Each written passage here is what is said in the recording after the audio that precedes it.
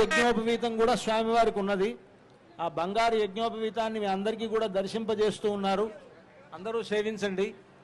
ఆ స్వర్ణ యజ్ఞోపవీతాన్ని కూడా స్వామివారికి ధరింపజేస్తారు. ఆయనకేమిటి, ఆయన జగద్వల్లభుడు, జగన్నాయకుడు కదా రామచంద్రమూర్తి, జగత్ చక్రవర్తి, లోకాలను పరిపాలించేటువంటి వారికి మామూలు యజ్ఞోపవీతం కాదు, సువర్ణ యజ్ఞోపవీతం కూడా ఉండాలి.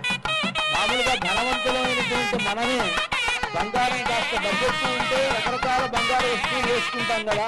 మరి స్వామి వారితో ఆయనకి అంతా లోకంలో సంపదంతా ఆయన దగ్గర ఉన్నది కనుక ఆయనకు సువర్ణ యజ్ఞోపవీతాన్ని ధరింపజేస్తున్నారు. దాన్ని అలంకారార్థం సువర్ణ యజ్ఞోపవీత ధారణం కుర్యాత్.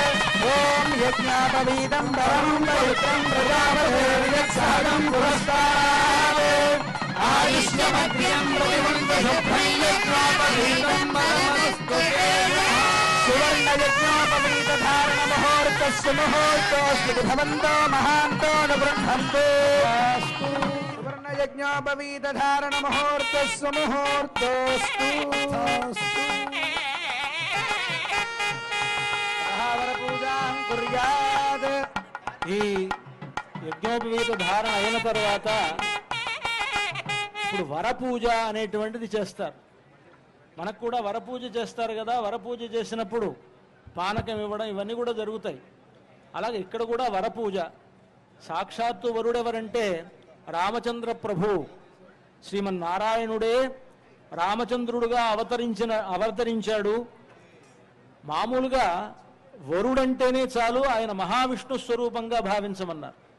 ఏదైనా ఒక దానం తీసుకోవాలి అనంటే దానం పుచ్చుకునేటువంటి యోగ్యత విష్ణువుకే ఉన్నది అని. మనం ఏ దానం చేసినా సంకల్పం చెప్పేటప్పుడు మహావిష్ణు స్వరూపాయ బ్రాహ్మణాయ అంటూనే ఇమ్మంటారు.